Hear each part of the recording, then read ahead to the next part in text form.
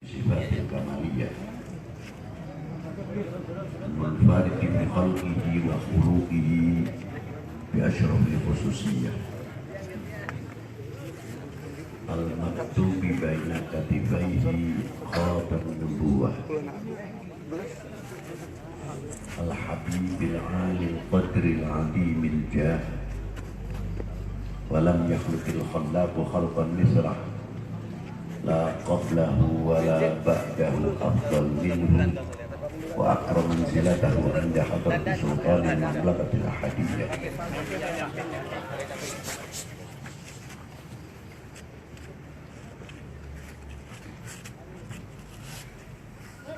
وجعلته واسطة العظمى لأهل لا إله إلا الله سيدنا محمد رسول الله صلى الله عليه وسلم مفتاح الدار السلام في مقعد صدق عند مليك مقتدر ذي الجلال والكمال والإكرام وحده لا شريك له موصوف بكل كمال منزه عن كل نقص وهو غني عمن سواه رضينا بالله ربا وبالإسلام دينا Nabi Sayyidina Muhammad sallallahu alaihi wasallam Nabiyya wa Rasulullah amma ba'du Hadratil Muhtaram Al-Mukarramun para sesepuh, bini sepuh, para alim ulama. Sebelumnya saya minta dengan hormat karena di Bogor ini ada makam guru saya punya kakek adalah Habib Abdullah bin Muhsin di Empang. Maka saya minta rokshoh kepada beliau sebelum memberikan keterangan-keterangan tentang Maulid Nabi. Malu rasanya kalau masuk Bogor tidak minta rokshoh atau memberikan Fatihah kepada beliau. إلى حضرة النبي المصطفى محمد صلى الله عليه وسلم وإلى حضرة شيخنا أستاذنا مرشدنا سيدنا بن الحبيب عبد الله بن محسن العباس الأولادي وأبنائه شيخنا أستاذنا مرشدنا جدنا هاشم بن عمر الفاتحة. أعوذ بالله من الشيطان الرجيم بسم الله الرحمن الرحيم الحمد لله رب العالمين الرحمن الرحيم مالك يوم الدين إياك نعبد وإياك نستعين اهدنا الصراط المستقيم صراط الذين أنعمت عليهم غير المغضوب عليهم ولا الضالين. Yang saya hormati sesepuh bini sepuh, para alim ulama, para habaib. Maaf kalau saya tidak bisa menyebutkan satu persatu. Bukan berarti mengurangi hormat cinta kami kepada para beliau. Dan yang saya hormati Pak Camat, Pak Dan Ramil, Bapak Polsek serta jajarannya, Bapak-bapak dari pimpinan cabang Nahdlatul Ulama, Syukriyah Tariqah, Muslimat, Fatayat, IPPN, Polri, Penuh, Banser, Ansor, dan yang saya hormati bapak-bapak dari instansi pemerintahan, sipil, TNI, Polri yang selalu kami banggakan, panitia penyelenggara Maulid Nabi Sallallahu Taala Alaihi Wasallam, dan yang saya banggakan keluarga Kiai Haji Mukhtar Asnawi Royani sekeluarga, pimpinan pondok pesantren, madrasah, para asatid, para asatidah, Bapak Kepala Kelurahan atau Kepala Desa seperangkatnya, hadirin wal hadirat rahimakumullah. Malam ini kita berkumpul tidak lain bagian syukur kita kepada Allah Subhanahu wa taala, syukur kita kepada baginda Nabi sallallahu alaihi wasallam. Karena barang siapa tidak mengerti terima kasih kepada manusia, sama halnya kita tidak mengerti terima kasih kepada Allah Subhanahu wa taala. Man lam yashkurin nas lam yashkurillah. Mengapa demikian? Karena peringatan Maulud adalah mensyukuri sebab dilahirkannya manusia yang wajib lahir, bukan seperti kita ini. Kita dilahirkan disuruh beriman kalau mau, kalau tidak mau tanggung sendiri kelak di hadapan Allah. Tapi kalau kelahiran baginda Nabi akan diangkat menjadi Rasul, diangkat menjadi Nabi, untuk mengajak kita semuanya kenal kepada Allah Subhanahu wa taala, mengerti kepada Allah Subhanahu wa taala, sehingga kita sebab beriman kepada Rasulullah SAW, kita mengerti al-iman wal Islam. Dengan sebab kita kenal dengan baginda Nabi SAW, kita mengerti Al-Quran sampai isinya Al-Quran. Dengan sebab kenal kita kepada baginda Nabi, kita bisa membedakan mana yang hak dan mana yang batil. Dengan sebab kita kenal baginda Nabi, kita tahu dan bisa membedakan mana yang halal dan mana yang haram. Sebab kita beriman kepada baginda Nabi, kita bisa membedakan mana akhlak yang terpuji dan akhlak yang tidak terpuji. Dengan sebab kita kenal beriman kepada baginda Nabi, kita mengerti taat kepada Allah, taat kepada Rasulnya, taat kepada para guru kita, taat kepada para ulama, taat khususnya kepada kedua orang tua kita. Sebab kita mengenal beriman kepada Nabi, kita ngerti mahabbah, cinta kepada Allah, cinta kepada Rasulnya, khususnya kepada baginda Nabi SAW, dan cinta kepada yang dicintai orang-orang yang dicintai Allah Ta'ala, yang dicintai oleh para Rasulnya, cinta kepada ahli bait Nabi SAW, cinta kepada pewaris-pewaris Nabi SAW. Dan dengan sebab kita beriman kepada Rasulullah, mendapat kehormatan dari Allah yang selalu didengungkan, dipanggil oleh Allah, ya ayyuhalladzina amanu. Satu nilai kehormatan dari Allah Ta'ala yang diberikan kepada kaum mukminin, selalu dipanggil ya ayyuhalladzina amanu. Sejauh mana kita mampu menghormati kepada yang memanggil dengan panggilan ya ayyuhalladzina amanu, dan sejauh mana pula kita mengerti penyebab kita dipanggil ya ayyuhalladzina amanu ialah karena kita beriman kepada baginda Nabi sallallahu ta'ala alaihi wasallam. Begitu hebatnya manusia terpilih, manusia luar biasa, bukan manusia biasa. Kalau kita menyebutkan Rasulullah manusia biasa, lalu nilainya kita ini apa? orang yang terpilih untuk menerima wahyu. Kita berpendapat beliau manusia biasa, bedanya baginda Nabi itu Nabi dan Rasul. Kalau kita tidak, ya jelas kalau kita tidak, masih kita banyak kotorannya. Kalau Rasulullah kan tidak, pasti dipilih.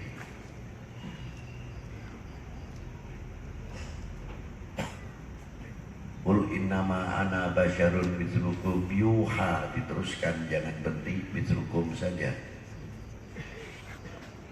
Sebab kalimat basyarun di sini tidak melepaskan kedudukan risalahnya baginda Nabi. Di dalam kalimat basyarun tidak melepaskan nubuah yang diberikan kepada Rasulullah, diangkat oleh Allah. Jadi jelas kalimat basyarun ini tidak sama basyariahnya Rasulullah dengan kita. Kalau basyariah Rasulullah, basyarun nabiyyun wa basyarun rasulun wa basyarun mukhtarun wa basyarun mahfudun wa basyarun maksumun. Kalau kita mahfud saja tidak. Dari mana letak samanya? Baina sama wa sumur, jauh. Saya beri contoh yang real sedikit. Apa diantaranya? Kami ini rata-rata makan, suka makan, minum, jelas yang halal.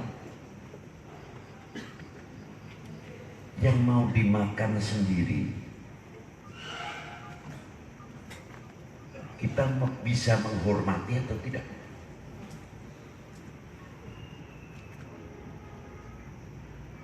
Tidak menjurus kepada masalah tentang kesehatan saja, tidak.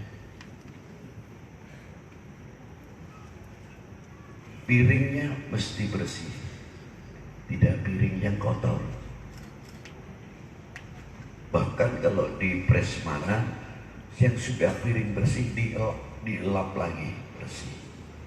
Gelasnya pun yang bersih. Untuk menempatkan apa? Teh yang suka teh. Plastiknya pun yang untuk air aqua disterilkan supaya apa? Air aqua itu sendiri tidak rusak.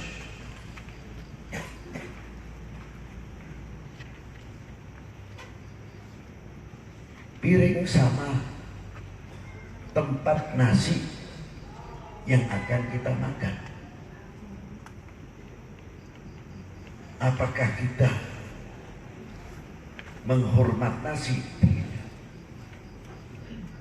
Menghormat rezeki yang diberi oleh Allah, kita tempatkan yang baik, bagian hormat kita kepada Allah Ta'ala, kepada pemberi rezeki.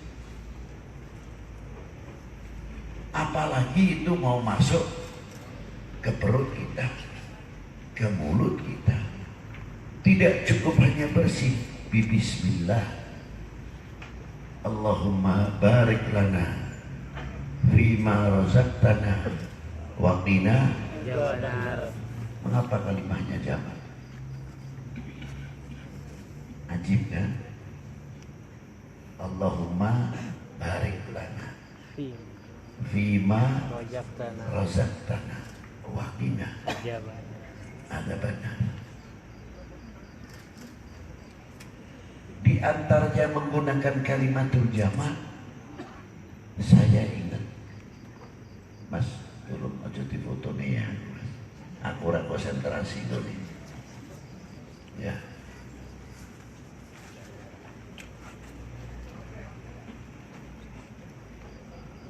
Jadi ketika tokoh ulama atau ulama as-salihin kalau mau makan pakaiannya rapi, kalau pakai kopiah rapi, kalau tidak sisiran baik,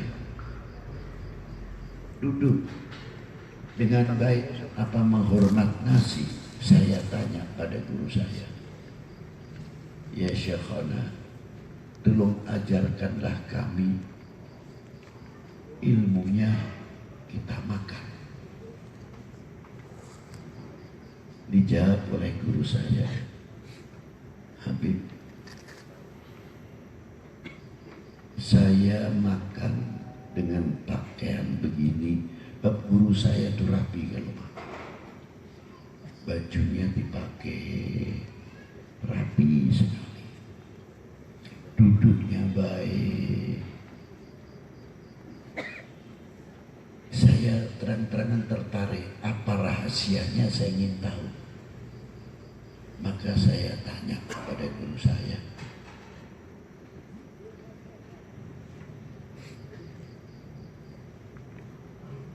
apa rahasianya? Dijawab oleh guru saya, Habib, mondahar teh abdi kawas kieu lain ngahormatkan nasi atau sangu teh henteu cenah. Ini bahasa Inggris bentar.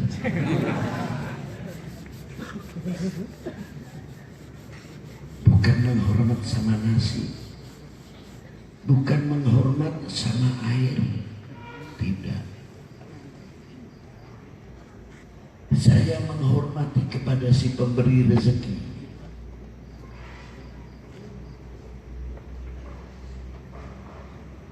Ingat Habib, kesyirikan itu bukan di kuburan saja. Saben hari saja bisa saja kita ketemu syirik. Jadi jangan selalu kuburan jadi sasaran. Maaf, pakaian begini ini dikira tidak bisa syirik, bisa. Mobil saya yang baik itu juga bisa mengundang syirik. Saya datang dihormati karena mobil saya bagus, pakaian saya menunjukkan pakaian keulamaan, umpamanya pakaian begini. Jadi aliasnya kalau iktikad saya memberikan kehormatan mobil saya atau pakaian saya itu syirik. Jangan dikira tidak. Jadi nggak usah jauh-jauh urusan kuburan. Saben hari saja kita hadapi bisa. Mempunyai iktikad kalau tidak makan mati. Nasi mengenyangkan, minum air melepaskan dahaga, syirik. Air sarana mencari pelepas dahaga, obat sarana mencari sembuh, nasi sarana mencari kenyang. Jadi sekali lagi, kalau masalah kesyirikan tidak usah jauh-jauh. Di dalam muamalah, siapa yang masukkan surga besok? Ya amal kita, amal bukan Tuhan.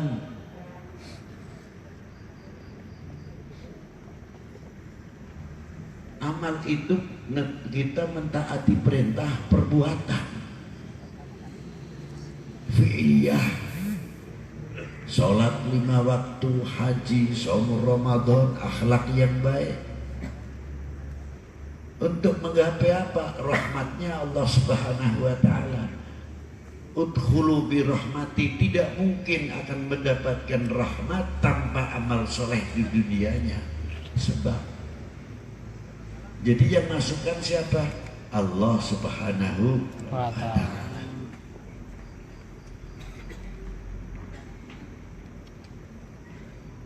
Ma'asyiral muslimin rahimakumullah.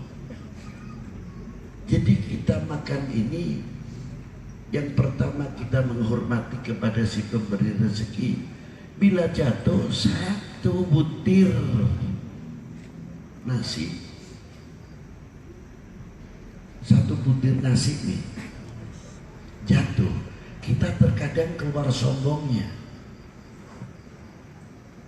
Jangan dikira tidak. Apa di antara kesombongannya? Beras masih banyak kok, 1 butir saja mau ribut.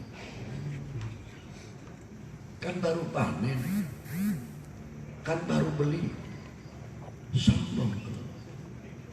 Tapi ketika kita bertanya, satu butir Anda mampu menciptakan atau tidak? Ya tidak bisa. Hormati yang menciptakan, ambil itu aja. Satu butir nasi. Ini satu butir nasi yang andil tangan banyak sekali. Dari mulai tebar, tanam, mencangkul, membajak, sampai rabuk, matung dan lain sebagainya, sampai panen, sampai menjadi beras, sampai menjadi nasi, nasi bin beras, beras bin gabah, gabah bin pari, al padi. Itu kalau nasabnya ada begitu. Iya, nasi pun punya nasab, jangan heran. Itu berapa ratus tangan yang adil. Maka doanya apa tadi? Allahumma barik lana, yang menanam, mencangkul, membajak, manen, menunai padi, sampai yang menanam nasi pun masuk dalam Allahumma barik lana fima razaqtana. Simpel doanya kelihatan.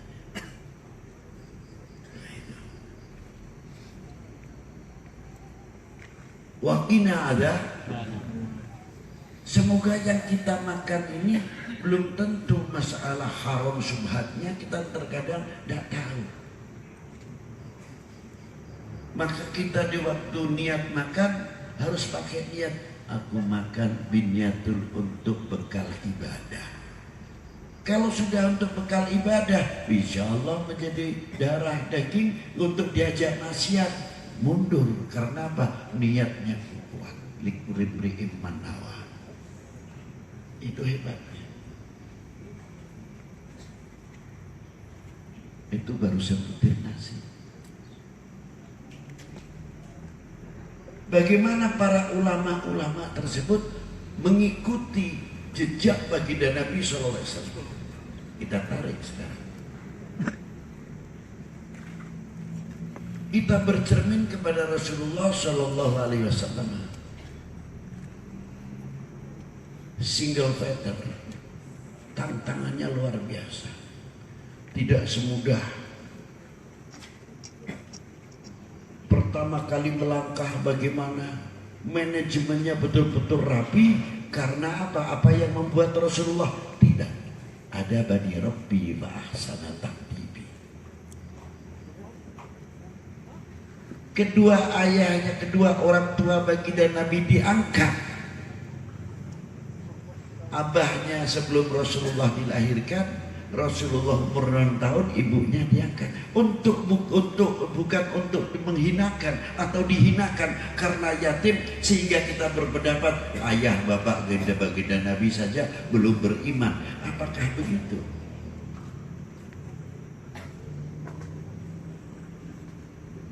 Allah Ta'ala tidak akan menyakiti kekasihnya. Adzan Nabi mustahil. Seandainya pada waktu itu kita hidup di zaman kedua orang tua Nabi, tolong ajarilah bagaimana cara syahadatnya kedua orang tua ini. Belum ada bid'ah, belum ada risalah. Lalu syahadatnya kepada siapa? Abdullah bin Abdul Muthalib tidak pernah ya'budunal asnam, menyembah berhala. Siti Aminah pun sama, akan meneteskan satu sperma atau nutfah. Tidak mungkin nutfah yang suci jatuh kepada tempat yang kotor. Min tahir ila tahirat, minal kiram ilal karaim, min sayyid ila sayyidat, tarakus sifah. Bersih dari bentuk kekufuran, kesyirikan. Siapa yang menempatkan? Allah, bukan kita. Allah Ta'ala memilihkan.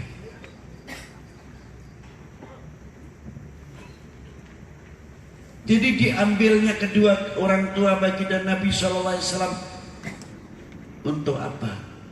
dan ikut kakeknya 2 tahun Abdul Muthalib untuk dididik langsung oleh Allah Subhanahu wa Ta'ala. Itulah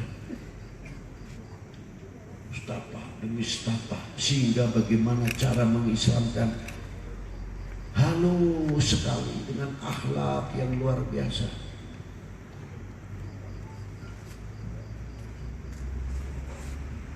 Tidak cukup dari itu saja. Di dalam mengislamkan, setelah sampai hijrah, bagaimana membangun sahabat SDM yang kuat. Begitu dihijrahkan, SDM tersebut siap pakai. Maaf ya, maaf.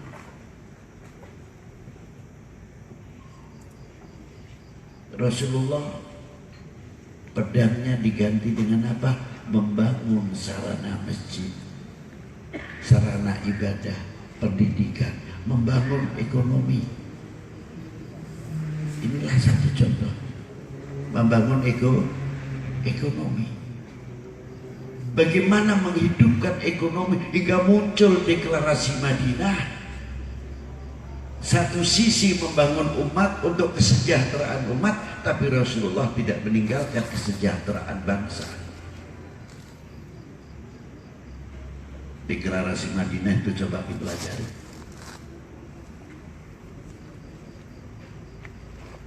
Mengapa begitu cepatnya Rasulullah dari mulai Mekah sampai ke Madinah langsung bisa cepat dipercaya? Ya, sudah ada buktinya sebelum hijrah. Apa? Ketika bertikai untuk memasukkan Hajar Aswad, kelompok per kelompok, gobail per gobail, hampir saja baku hantam karena merasa paling terhormat, Akhirnya keputusan, siapa seorang anak pemuda yang tidak pernah bohong, artinya orang yang jujur, dan pertama kali subuh yang masuk di dalam Baitullah, ternyata pemuda itu Nabi besar Sayyidina Muhammad SAW. Itulah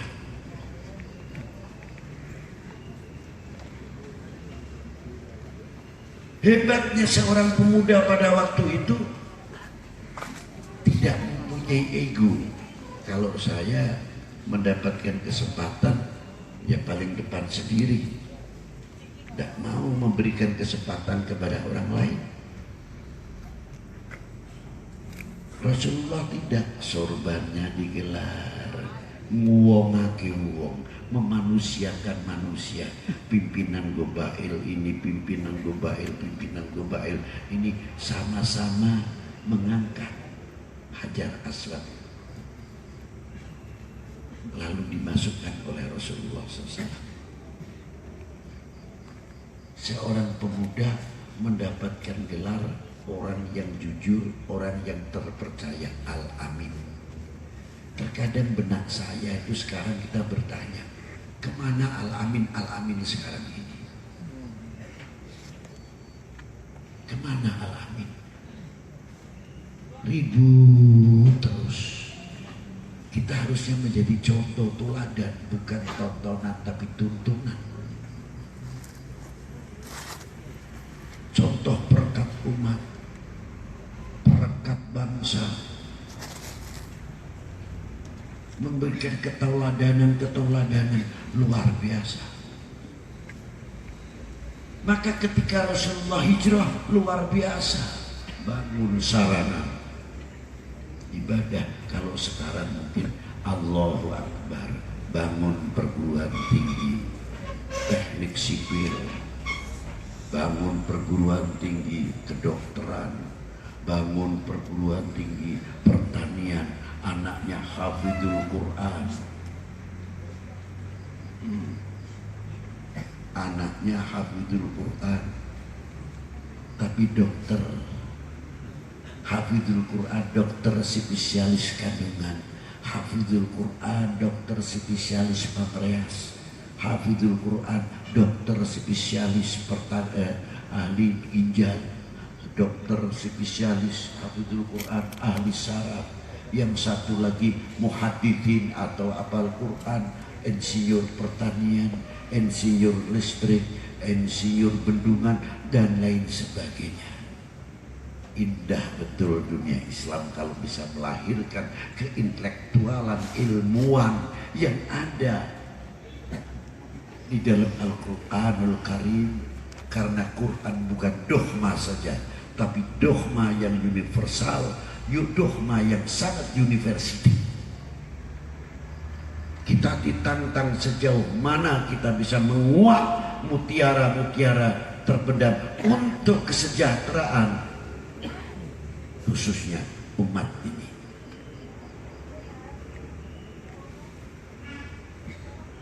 Sehingga kita melahir generasi-generasi penerus yang mampu menjawab tantangan umat dan tantangan bangsa. Luar biasa. Maaf, bukan melahirkan khilafiyah terus bangsa lain sudah maju, kita masih ribut saja. Talqin, tahlil, maulud, manakib, tidak ada habis-habisnya. Malu sama bangsa lain. Coba. Kemana keuniversalannya kita bisa menguak ini? Umpamanya satu surat di situ ada Bismillahirrahmanirrahim. Was-sama'i wat-tariq wa ma adraka mat-tariq an-najmu tsaqib in kullu nafsin lamma 'alaiha hafid. Falandurul insanu ma khuliqa min ma'id dafiq yakhruju min baini sulbi wa tara'ib. Satu sisi memang untuk kepentingan agama, tapi satu sisi bahwa kandungan yang pertama mempunyai ilmu antariksa. Yang kedua, setelah membahas astronomi antariksa, bawahnya membahas anatomi manusia. Apa kaitannya anatomi manusia dengan astronomi atau antariksa? Yang bawahnya kaitannya geologi, vulkanologi, masalah daya tarik bumi, bagaimana hujan, falandul insani mahlik, sampai bawahnya was-sama'i dzatir raja' wal ardi dzatis. Belum sempat kita banyak membuat. Padahal kaya di dalam ilmu. Ini satu contoh. Tertinggal lagi dan tertinggal. Ma'asyiral muslimin rahimakumullah. Di zaman baginda Nabi, memang dalam sejarah mungkin kurang disebut, ada gunung berapi sebelum Rasulullah dilahirkan. Di zaman Nabi Allah Ibrahim, gunung itu sudah ada. Mendekati mau masuk Jidah itu gunung masih ada bekasnya meletus. Jadi di Mekah itu dulu subur. Sampai Nabi Allah Ibrahim berdoa, rezekikanlah ini kemakmuran, buah-buahan dan sebagainya. Tidak mendoakan datang dari luar negeri ke Mekah, tapi apa yang ada, kesuburan yang sudah ada di Mekah dan Mukarramah. Begitu juga di Madinatul Munawwarah, ada satu gunung yang aktif. Gunung itu kalau aktif, lingkungannya pasti subur, seperti Gunung Slamet, gunung-gunung yang masih aktif, Gunung Merapi, hijau, kuat. Karena selalu menaburkan debunya itu mengandung untuk apa? Pupuk yang luar biasa. Itu. Ma'asyiral muslimin rahimakumullah. Di zaman Rasulullah mengelola ekonomi tersebut. Itu. Maka ketika baginda Nabi SAW sehingga berhasil dan lain sebagainya, tidak terlepas daripada pembangunan-pembangunan yang menguak isi daripada Al-Quran, menjawab. Inilah Al-Quran yang sangat universal,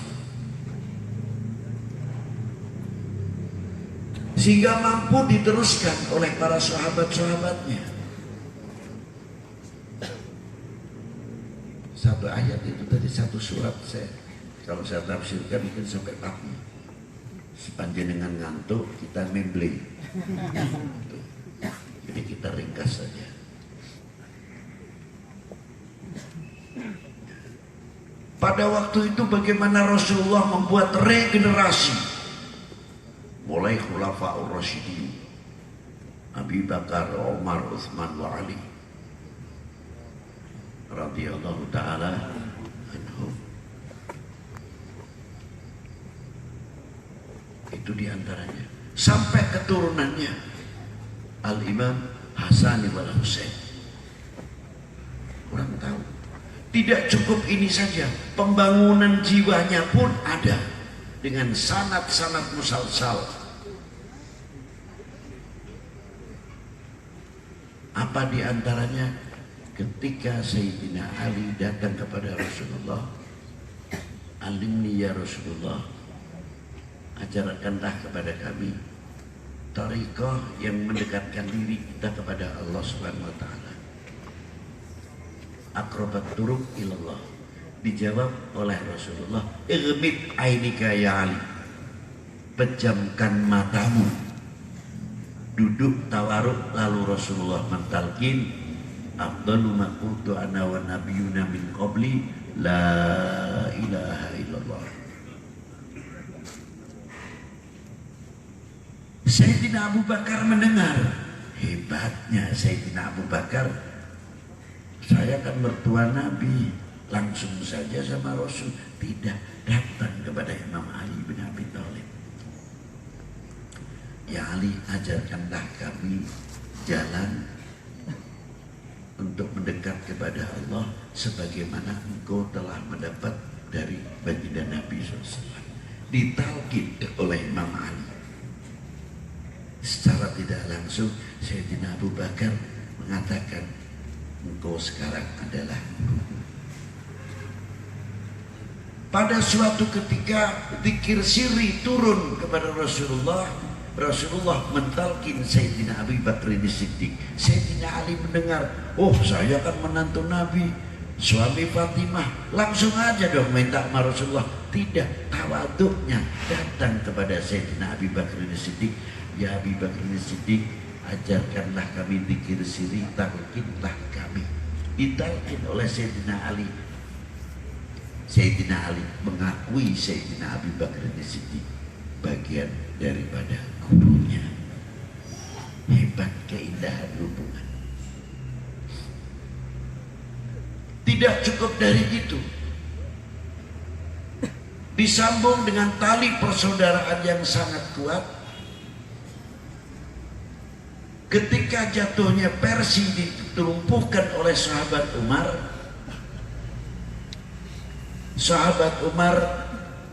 ada 4 tahanan pampasan perang pada waktu itu, musyawarah kepada Imam Ali bin Abi Thalib, "Ini akan dijariahkan atau gimana ya Ali?" Kata Sayyidina Ali, "Jangan, kita tahu wataknya Persia, tolong kita muliakan saja, kita merdekakan, kita ambil menantu." Maksudnya untuk saya 2, kata Sayyidina Umar, untuk saya 1. Yang lagi diislamkan, dan itu yang menurunkan Imam Al-Bukhari radhiyallahu anhu. Datuk ke-7. Yang 2 dinikahkan oleh Imam Ali kepada Imam Husain bin Ali bin Abi Thalib. Yang kedua dinikahkan kepada putra Abi Bakr Siddiq yang dari semenjak umur 1 tahun sudah ditimang-timang oleh Imam Ali bin Abi Thalib. Diangkat putra angkatnya Imam Ali karena ibunya dinikah setelah firaq dengan Sayyidina Abu Bakar As-Siddiq. Siapa namanya? Muhammad bin Abi Bakar As-Siddiq. Nih, kita harus tahu sejarah sedikit. Dari sinilah Imam Umar bin Al-Khattab menikahkan Abdullah bin Umar dengan putri ketiganya Raja Persia, melahirkan putra Zaid bin Abdullah bin Umar. Dari Muhammad bin Abi Bakar As-Siddiq melahirkan putra Imamul Fuqaha Qasim bin Muhammad bin Abi Bakar As-Siddiq. Dari perkawinannya Sayyidina Husain bin Ali bin Abi Thalib melahirkan putra Al-Imam Ali Zainal Abidin. Imam Ali Zainal Abidin menikah dengan Sayyidah Fatimah binti Hasan Sibti bin Ali bin Abi Thalib. Dari perkawinannya itu melahirkan putra Muhammad Al-Baqir bin Ali Zainal Abidin.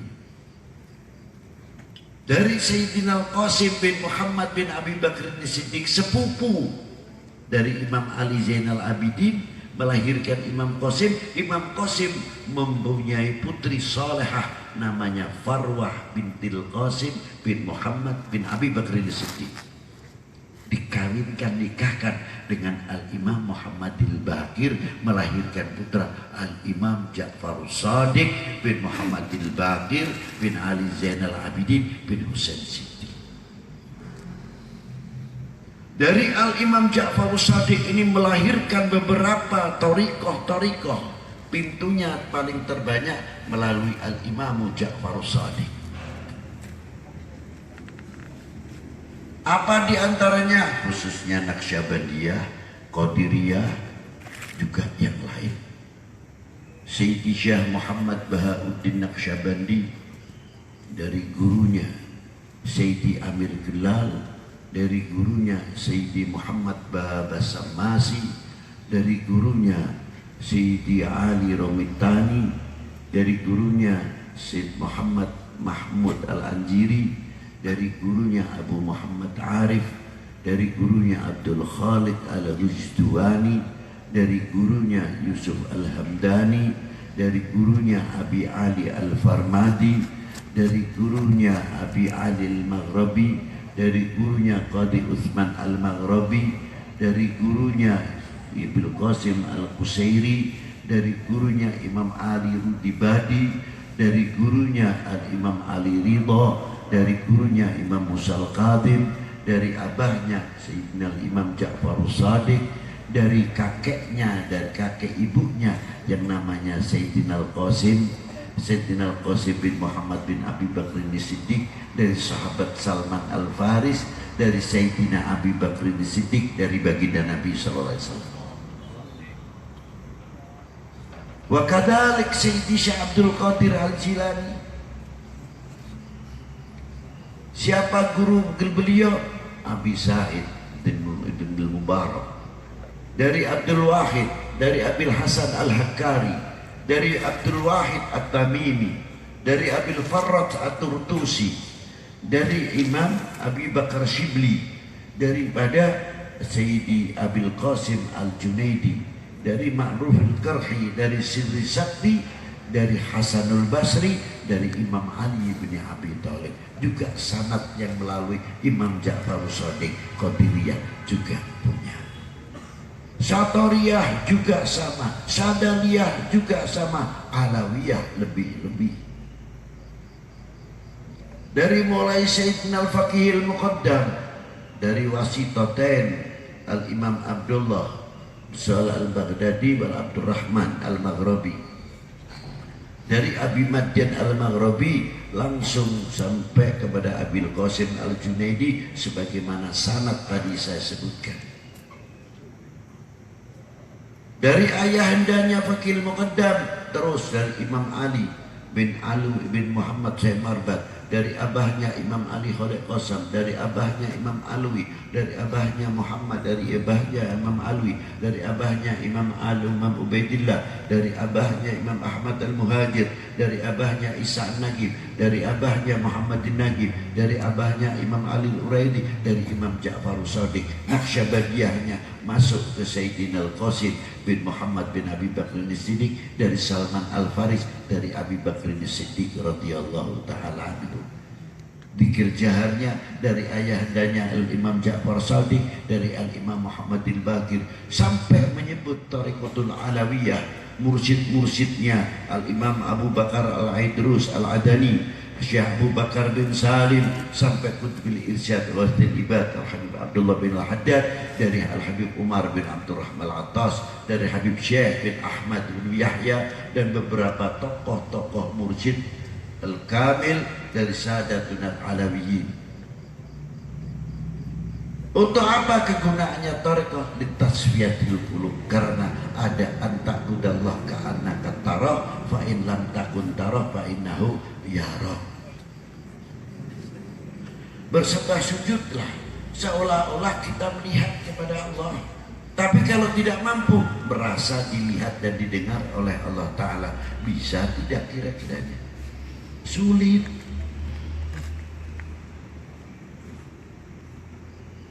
Torekah itu bukan ilmu kesaktian, kalau ditembak tidak mempan, bukan itu. Dikadek itu naon-naon, bukan itu. Digolok tidak mempan, bukan. Bisa terbang, bisa berjalan di atas air, bukan itu. Torekah untuk tujuan jadi wali pun tidak mau. Apalagi supaya menjadi orang karamat, tidak mau orang torekah. Tujuannya kepada Allah Subhanahu Wa Taala. Usul ila hadratil wasul, menempatkan sebagai kaulah, yang sadar selaku kaulah. Itu tujuan tarekah. Bisa taat kepada Allah, terserah Allah Ta'ala mau mengangkatnya atau tidak. Kesadaran yang sangat tinggi sekali.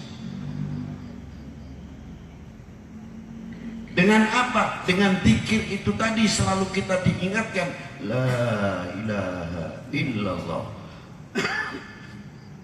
Pertama kali memang illallah, la ilaha illallah, ya salah asik saja pertama. Tapi lama karena kita merasa didengar, dilihat oleh Allah Ta'ala. Kalau sudah tumbuh ini luar biasa. Yang pertama akan melahirkan khauf, takut kepada Allah. Takut kepada Allah artinya takwa kepada Allah. Waroja, selalu mengharap kepada Allah. Wasidik, benar. Sumal mahabbah, cinta. Wal haya, kita malu kepada Allah. Wasyukur, wasobar, puncak yang paling terakhir, pangkat itu paling tinggi, ar-ridho. Selalu kita mengharapkan keridhaan Allah SWT. Jangan dianggap enteng minta ridho Allah Ta'ala. Kalau benar minta ridhonya Allah Ta'ala, iya yang saya harapkan ya ridhonya Allah Ta'ala. Oke, kamu diberi sakit gigi gimana? Lupa. Lu katanya minta ridhonya Allah Ta'ala. Sekarang Allah Ta'ala minta ridhomu, kasih kamu penyakit gigi. Yang paling baik gimana? Ya Allah, jadikanlah kami orang yang mengerti ridho kepadamu. Itu yang paling bagus. Makanya ilahi anta maksudi wa ridhoka, supaya kami ini mengerti ridho hingga bisa mencapai ridhomu. Bila mana kita selalu dengan zikirnya itu merasa dilihat, didengar oleh Allah Ta'ala, malu kita akan berbuat maksiat. Benar. Kita datang mau duduk-duduk, lain ngatain omang, ngomong apa ngatain orang, si A begini sih, malu. Wal khauf kepada Allah bukan sekadar malu, takut. Yang lebih lagi takut cintanya putus sama Allah Subhanahu wa taala, cintanya putus sama baginda Nabi sallallahu alaihi wasallam. Karena selalu merasa kita dilihat, didengar oleh Allah. Coba tangan ini, pakaian ini biasa kita latih, satu contoh.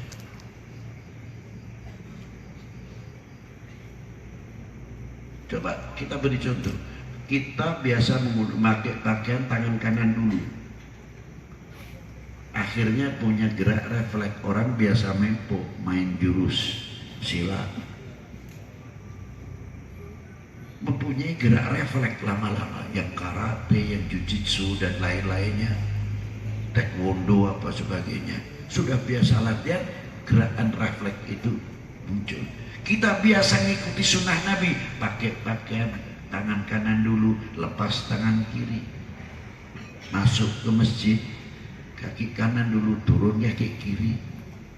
Sudah terbiasa tanpa menghitung. Pertamanya mau masuk kamar mandi, waduh, mau jatuh karena apa? Keseliru kakinya.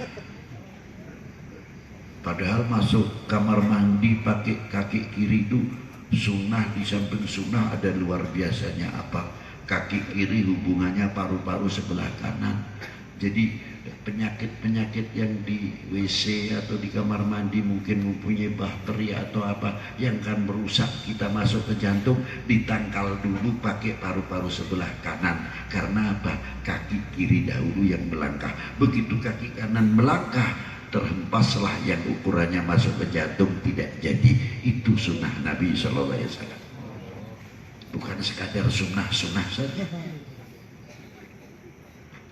Mengapa makan pakai tangan kanan? Karena enzim yang ada di sini ada dua urat nadi yang menghubungkan otak kecil dan jantung. Bila kita makan itu harus dicuci dulu tangannya, karena ini adalah lapisan enzim yang dipegang mungkin pegang apa sehingga kita tidak sadar ini akhirnya melekat. Maka dicuci dulu biar enzimnya baru. Maka kita pakai tangan, bismillahirrahmanirrahim, membantu pencernaan, untuk melumat pencernaan, karena ada enzim ini luar biasa dunia Islam. Makanya kalau cebok tidak boleh pakai tangan kanan, pengaruh enzimnya ini yang luar biasa. Bisa juga lama-lama bisa menjadi impoten juga bisa. Nah, pakainya tangan kiri yang merdeka, bebas. Tidak ada pengaruh enzim yang sebagaimana tangan kanan. Adil Allah Ta'ala di sini. Kalau kita tidak tahu, memang kelihatannya mengapa pakai tangan kanan terus? Tidak adil dong, tangan kiri dong. Nah, ini perbedaannya di sini. Hebatnya. Pakai jam tangan kiri bukan tangan kanan. Inilah pengaruh yang di sini, batinul kaf. Kalau di sini aman. Ini di antaranya. Begitu jauh dunia Islam mengajarkan. Kalau kita sudah mempunyai refleks, biasa ucapan yang baik, pakaian pun bisa kita didorong begitu. Kalau ucapan apalagi, kita biasa mengucapkan la ilaha illallah, la ilaha illallah. Yang biasanya subhanallah, yang biasanya alhamdulillah, yang biasanya sholawat Nabi, kesandung batu. Yang biasa mengucapkan la ilaha illallah, refleks la ilaha illallah. Yang biasanya subhanallah, subhanallah. Tapi yang paling hebat apa di antaranya? Ketika manusia menghadapi sakaratul maut, penyakit sakitnya itu tidak ada bandingan. Di dalam doanya Rasulullah, ketika Rasulullah merasakan bagaimana pedihnya, sakitnya sakaratul maut, Rasulullah minta sama Allah Ta'ala, jangan sampai sakit yang demikian itu jatuh kepada umatku. Aku tanggung untuk aku semua, asal umatku tidak. Itu hebatnya Rasulullah SAW, begitu azizun, sangat peduli kepada umatnya. Nah, ketika kita sakaratul maut, terkadang ini tidak bisa bicara apa-apa. Tapi karena kita biasa, subhanallah, waktu sakit, subhanallah, yang Allah, Allah, refleks itu akan keluar terus. Setan pun tidak berani mendekat karena refleksi, apalagi yang jami'ul badannya, pikirnya, semua tuh Allah, Allah, Allah. Setan nggak akan bisa menggoda. Itu istimewanya. Tapi kalau kebiasaannya biasa mengeluarkan kaki 4, ya lain lagi. Ya kan? Kebiasaannya mengeluarkan ucapan kaki 4, selesailah sudah. Alhamdulillah min dzalik. Nah, itulah diantara tarekah itu apa? Untuk membersihkan hati, tasfiyatul qulub. Mari kita hiasi hati kita dengan la ilaha illallah. Tempatnya ghaflah di hati, tempatnya kibir di hati, tempatnya fakhr di hati, tempatnya dengki di hati, tempatnya penyakit sifat-sifat yang tidak terpuji di hati ini sebenarnya. Kapan kita membersihkannya?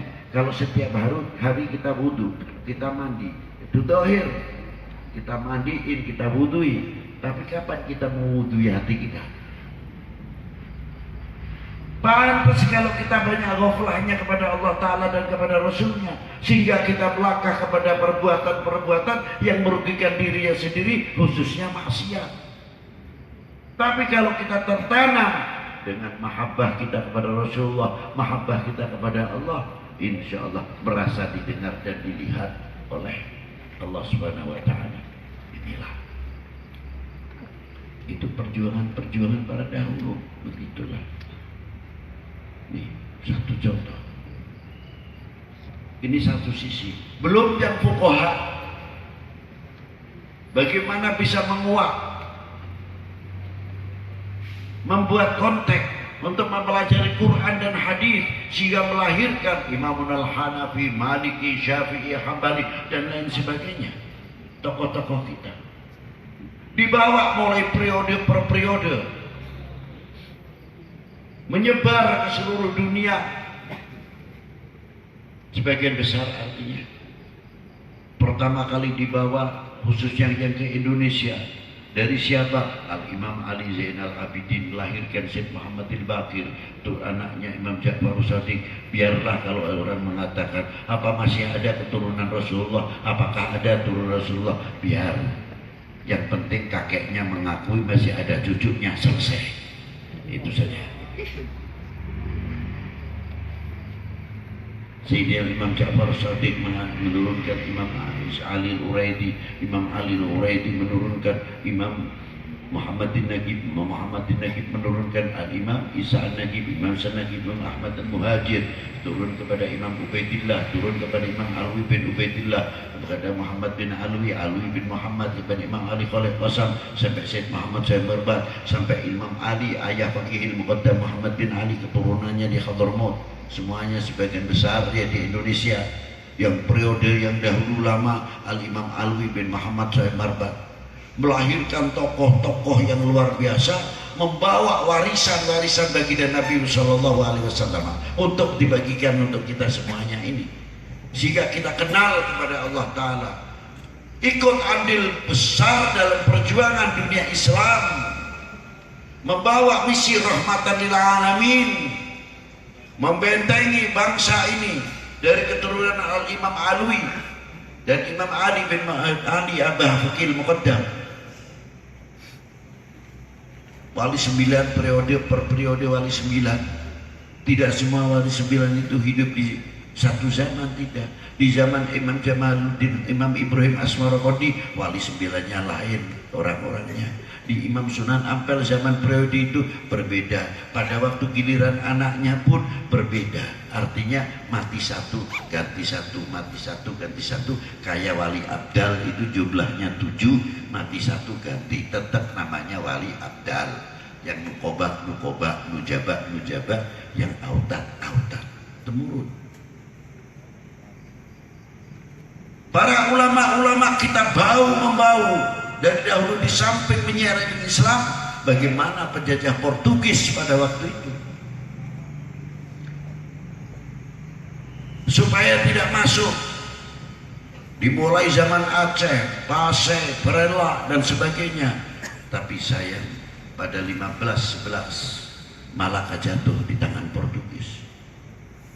Sampai Sultan Abdul Fattah mengirimkan pasukannya yang dipimpin oleh Adipati Yunus, berapa puluh kapal, tidak berhasil karena gelombang tidak mendukung, hingga banyak tentara Demak, Cirebon, Banten yang dalam satu pasukan Demak banyak yang menjadi korban karena gelombang. Terpaksa kapal minggir ke Lembang, ke Sungai Musi. Pulang, maka disegelar Adipati Yunus, namanya apa? Pangeran Sabrang Lor, Adipati Yunus bin Sultan Abdul Fattah. Tidak cukup di situ, Portugis masuk ke Tidore, ke Maluku. Di situ ada kakaknya Maulana Syarif Hidayatullah di Maluku, Ternate.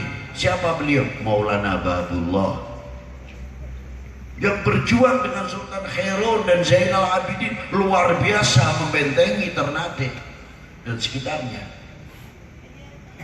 Tidak puas Portugis masuk ke Surabaya, Jawa Timur di zaman Majapahit. Tetap jaya Sultan Abdul Fattah sampai di zaman Sultan Trenggono mengirimkan Maulana Syarif Hidayatullah ke Sunda Kelapa berjuang dengan Syekh Fadil sampai mendapatkan kemenangan. Jayakarta menjadi Jakarta. Selesai aman. Subhanallah, sudah begitu aman, jaya betul. Demak setelah meninggalnya Adipati Trenggono, sayangnya sebagian oknum dari anak Sultan Trenggono banyak berebut waris. Baku Hantam sendiri semuanya ingin menjadi raja. Untung pada waktu itu Maulana Syarif Hidayatullah masih ada, Sunan Giri masih ada, Al-Imam Ja'far Shadiq masih ada, Al-Imam Kalijogo masih ada. Tokoh-tokoh kemasyarakatan, tokoh-tokoh pendamai seperti Al-Imam Ja'far Shadiq Sunan Kudus, ketika beliau dakwah di dalam Kudus, mayoritas agamanya Hindu. Maaf, tidak mau menyinggung rajanya Pangeran Poncowati. Kalau kita ziarah yang mau masuk ke Sunan Kudus, di depan persis itu ada makamnya, di situ tertulis Pangeran Poncowati. Itu Hindu, adatnya biasanya yang namanya sapi itu mendapat kehormatan yang khusus, yang dikeramatkan. Sedangkan kita umat Islam kalau bulan Idul Adha biasa menyembelih kerbau, sapi, kambing. Ini kalau motong sapi bagaimana? Menyinggung tidak kira-kiranya? Imam Ja'far Shadiq mengambil sikap melarang memotong sapi. Susunya harus kita hidupkan dengan diplomasinya yang luar biasa, sehingga Pangeran Poncowati angkat topi kepada Al-Imam Ja'far Shadiq. Akhirnya datang ke beliau, Islaman di tangan beliau, dan kerajaannya diserahkan Imam Ja'far Shadiq. Imam Ja'far Shadiq berjuang tidak untuk bertujuan menjadi raja. Akhirnya apa? Pangeran Poncowati diangkat menjadi menantunya dan kerajaannya dijadikan Masjid Menara Kudus. Ini luar biasa. Kemalaman enggak?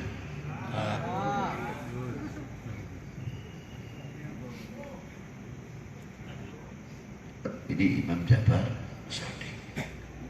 Bagaimana pada waktu itu Imam Ja'far Shadiq merangkul Aryo Penangsang CS-nya, dirangkul baik-baik supaya cepat berdirinya kerajaan ini. Akhirnya berdirilah Pajang, tapi tidak di Demak. Ya Allah ya Rabb.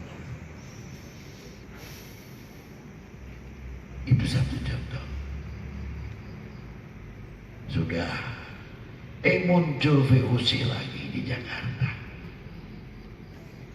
Ekonomi yang akhirnya Kanjeng Sultan Agung mengirimkan dengan beberapa ulama menjadi senopati menghantam benteng pada waktu itu yang ada di Jakarta. Gagal 2 kali. Banyak prajurit yang meninggal menjadi syuhada. Dan tercecer sebagian di Pantura dan Selatan, makam-makam yang di pinggir jalan itu banyak. Ada yang disebut buyut ini, buyut itu, macam-macam lah. Di antaranya itu. Tapi perjuangan tidak pernah punah. Mengobarkan perjuangan dengan sesemangatan, dengan keikhlasan yang luar biasa. Itulah melahirkan tokoh-tokoh yang luar biasa seperti siapa? Diponegoro, Sedot Prawiro Dirjo, Kiai Mojo, Tengku Marjedi Tiro, dan tokoh-tokoh yang lain. Bukan sedikit minal ulama dari dulu sudah ikut andil besar di dalam memerdekakan bangsa ini dari belenggu penjajah dan kebodohan. Pertanyaannya sebetulnya simpel saja. Sudah sejauh mana kita ini mengisi kemerdekaan?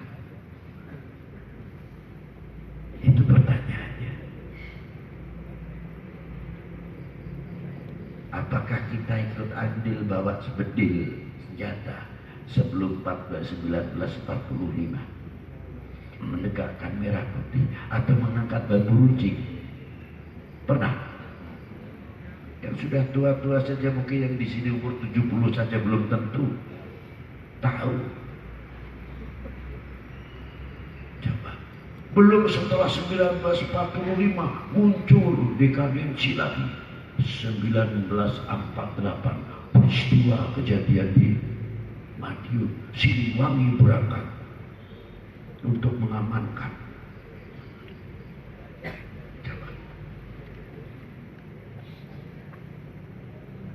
Dikira itu sudah cukup berhenti, tidak, masih terus. Ternyata bangun bangsa ini tidak mudah. Jadi saya pribadi kalau melihat merah putih itu malu terkadang. Saya tanya kepada diri sendiri, sudah sejauh mana kita andil? Bukan kita mitos kepada merah putih. Kita sadar kalau itu secari kain, bukan Tuhan. Tapi itu lambang negara. Kalau dalam dunia pertempuran, kalau bendera itu sudah jatuh berarti menyerah. Berarti kita kalah. Maka di zaman Rasulullah bendera itu lapis 4 yang menjaga. Termasuk yang syahid 3 sahabat yang terakhir Al-Imam Ja'far bin Abi Thalib. Kakinya habis, tangannya habis, hanya lehernya saja mempertahankan bendera supaya tidak jatuh.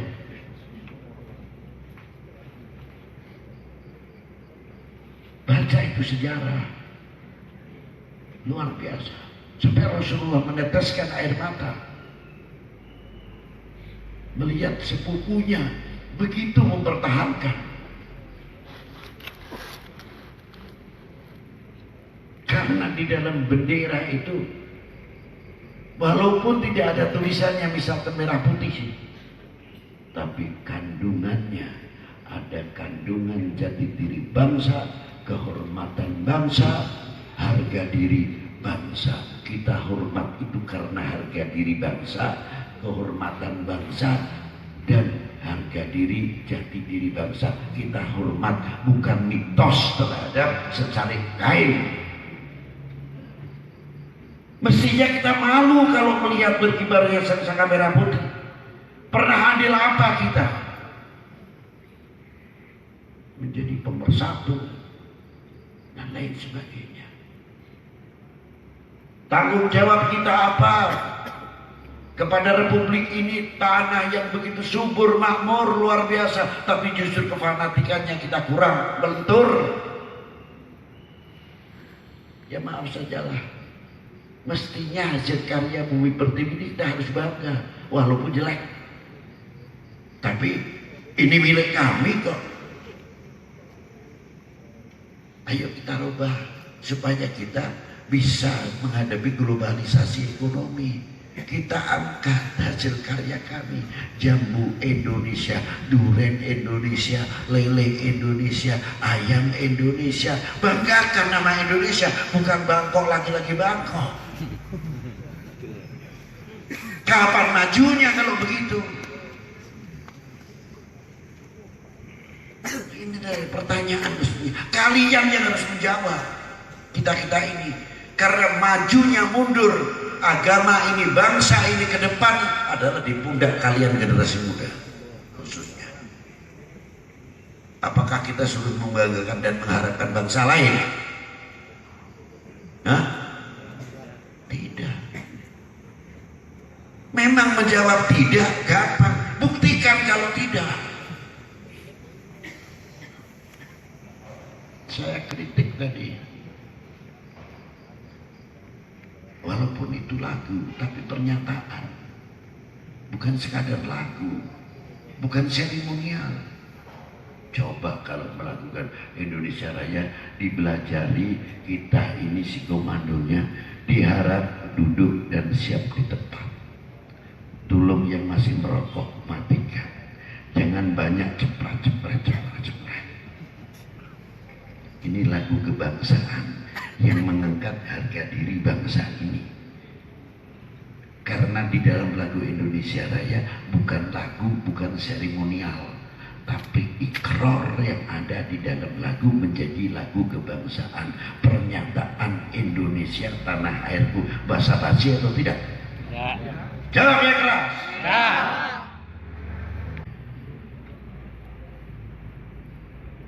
Saya adalah Indonesia.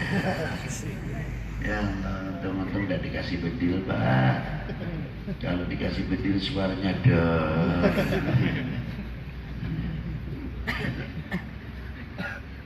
Dengan ikrar ini mestinya, kalian ini banser-banser ini terutama harus mempunyai, kita selain banser harus mempunyai wawasan yang cukup luas.